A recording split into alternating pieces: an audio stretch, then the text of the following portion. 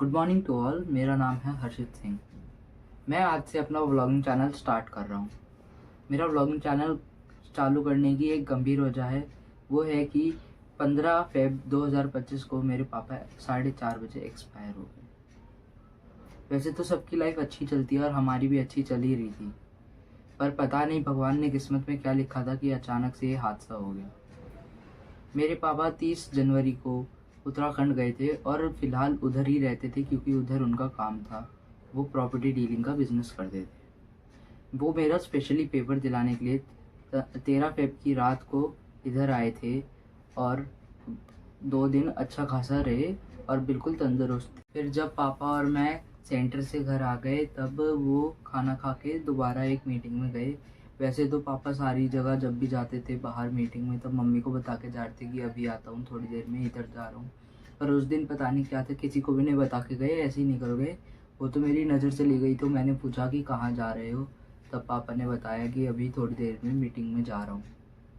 तो थोड़ी सी दूर इधर जाते ही वो एक पार्टनर की स्कूटी लाए थे और अपनी गाड़ी उत्तराखंड में ही खड़ी करके आए थे। तो वो जब स्कूटी ड्राइव कर रहे थे तो उनका बैलेंस बिगड़ा और वो स्कूटी से गिर गए। डॉक्टर्स ने बताया कि उनको हार्ट अटैक आया और वो हॉस्पिटल ऑन डेथ पहुंचे थे। तो जब वो डिसबैलेंस होके गिर गए तब जो पीछे ऑटो वाला था उन्होंने पापा की हेल्प करी और वो उनको बैठा के एक हॉस्पिटल लाए। और हॉस्पिटल पहुंच के जो सबसे पहले उन्होंने कॉन्टैक्ट नंबर देखा वो मम्मी का था, तो मम्मी के पास कॉल करके बोला कि पापा को चोट लग गई है, आप इस हॉस्पिटल में आ जाओ। तो मम्मी जल्दी जल्दी में उस हॉस्पिटल में गई और मम्मी को वैसे कुछ समझ नहीं आया। तो जब हॉस्पिटल पहुंची और मम्मी को पता चला, मम्मी अनकॉन्शियस हो गई और अपनी हालत में नहीं थी।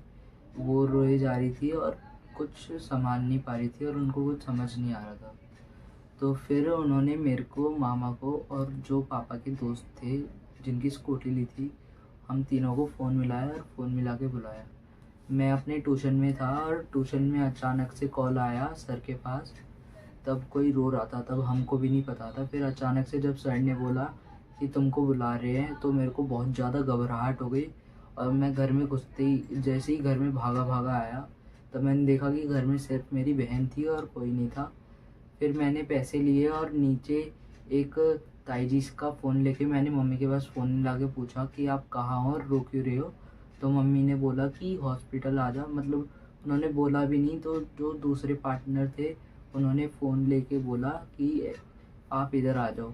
तो मेरे को भी नहीं पता चला, मैंने इधर से पैसे उठाए और मैं चला गया हॉस्पिटल। हॉस्पिटल पहुंच के मैंने देखा कि उधर की हालत बहुत ख़राब थी। तो सबसे पहले मेरे को भी कुछ समझ नहीं आया। मैंने अपने मामा को कॉल मिलाया कि आप कहाँ हो। मामा सीधा दिल्ली राजेंद्र पैलेस से इधर आए शाम को भागे भागे। वो भी जैसे ही आए उन्होंने घर पे, जो हमारा गांव है सोनीपत में है, उधर मेरे ताऊ के लड़कों को बता दिया और उधर इन्फॉर्म कर दिया था अपने घर वालों को कि सोनीपत चले जाओ, उधर की स्थिति अच्छी नहीं है।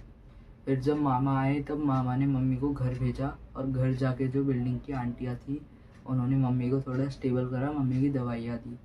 तब तक जो मामा और मैं लीगल जो काम था, क्योंकि वो एक्सीडेंटल केस में आ सकता था और पापा ऑन डेट पहुँचे थे हॉस्पिटल में, तो जो लीगल वर्क था वो मामा और मैं देख रहे थे। मैं भी अपनी हालत में नहीं था, पता नहीं उस दिन तो कैसे ही मैं चल भी पा रहा था।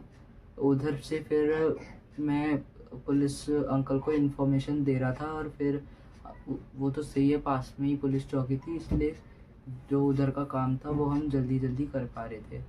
फिर एकदम से बहुत सारे लोग आने लगे, बिल्डिंग के लोग आने लगे, तो उन सबको मैंने कुछ नहीं बताया, उनको पता चल गया था ऑलरेडी। फिर पुलिस अंकल ने बोला कि पोस्टमार्टम करवा लो, पर फिर मेरी दादी ने मना कर दिया क्योंकि उसमें लाइक शरीर बॉडी के साथ चीट फाड़ होती, तो वो हमने मना कर दिया। तो जो उसका लेटर था वो जब साइन करवाने आए तो घर पे बहुत भीड़ थी और मेरे को कुछ समझ नहीं आ रहा था। मैंने किसी से कुछ नहीं बोला, मम्मी के पास गया, पहले तो मम्मी को थोड़ा शांत करा और उनके साइन लेके मैं आ गया। जो साइन लिए थे वो मैंने पुलिस अंकल को दिए और उसमें मैंने खुद भी साइन करे।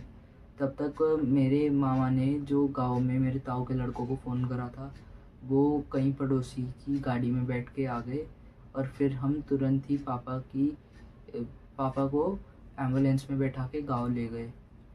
फिर जब तक एम्बुलेंस आई तब तक मैं उस गाड़ी में बैठ के इधर आया और मम्मी को लेने आया था, पर मम्मी बिल्कुल कुछ मतलब रोए जा रही थी, बहुत ज़ोर से चीख रही थी और मम्मी की भी कुछ समझ नहीं आ रहा था क्योंकि मम्मी अपने होश में नहीं थी। फिर जैसे ही मेरे बड़े भाई आए मम्मी और रोने लगी। और वो तो सही है कि एक जो पड़ोस की ताई जी उन्होंने हमारा बैग पैक कर रखा था, तो हम तुरंत गाड़ी में बैठे और मम्मी को गोद में उठा के बैठाया मेरे बड़े भाई ने मुश्किलों से, और फिर हम गांव की तरफ चले गए। हम हॉस्पिटल गए, तब हॉस्पिटल में तब तक एम्बुलेंस आके उधर सब हो चुका था और उधर मामा ने सब देख लिया था। फिर हम जैसे ही गांव पहुँचे तो गांव में मेरे को कुछ समझ नहीं आया और मेरे को बड़े लोगों ने जो उधर थे उन्होंने मेरे को छत पे भेज दिया। और जो छत पे थे वो मेरे चाचा का लड़का और एक और लड़का था जो उधर का पड़ोसी था।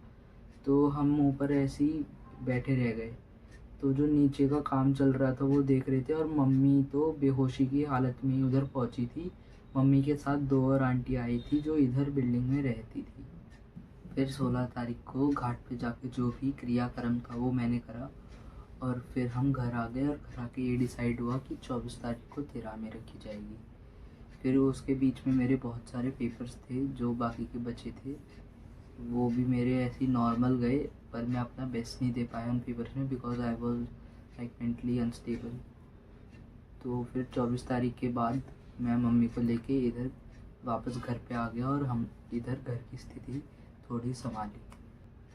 अभी जो मेरे पापा का ऑक्यूपेशन था वो पापा ने इधर से देहरादून शिफ्ट कर दिया था क्योंकि उधर पापा को ज़्यादा उम्मीद दिख रही थी। पापा को उधर 5 साल हो गए थे पर 5 सालों में कोई काम नहीं हुआ।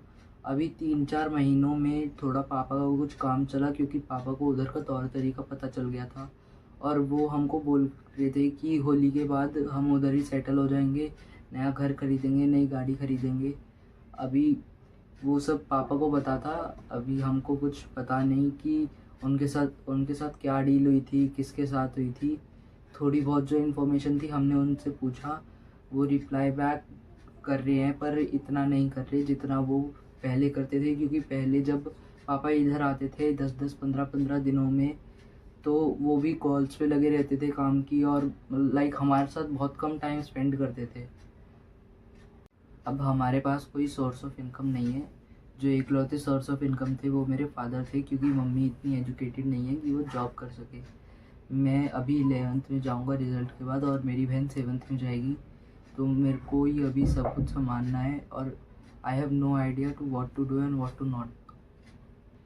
अब प्लीज़ आप लोग मेरे को सपोर्ट कीजिए और मेरे को बताइए कि मैं अपनी फाइनेंशियल स्थिति सुधारने के लिए क्या कर सकता हूँ और अपने घर को आगे बढ़ाने के लिए और क्या कर सकता हूँ। क्योंकि जो भी हमारे पास इनकम था जो पापा छोड़ के गए थे वो सब हमने लोन्स में दे दिया।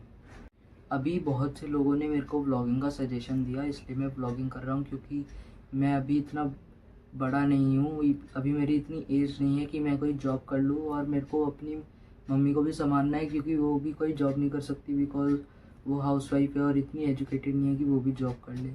और फिर मेरे को अपनी सिस्टर की एजुकेशन भी कंटिन्यू करनी है बिकॉज अभी वो 7th में ही जाएगी। तो प्लीज़ आप लोग मेरे को सपोर्ट कीजिए, मेरे यूट्यूब चैनल को सपोर्ट कीजिए और आप लोग मेरे को सजेस्ट कीजिए कि और क्या इनकम के सोर्स है जिससे मैं थोड़ा अपने फैमिली को फाइनेंशियली सपोर्ट कर सकता हूँ। अभी आप लोग प्लीज़ मेरे को सपोर्ट कीजिए, मेरी यूट्यूब की जर्नी है, मेरा साथ दीजिएगा और किसी के पास कोई आइडिया हो तो वो ज़रूर बताइएगा। धन्यवाद।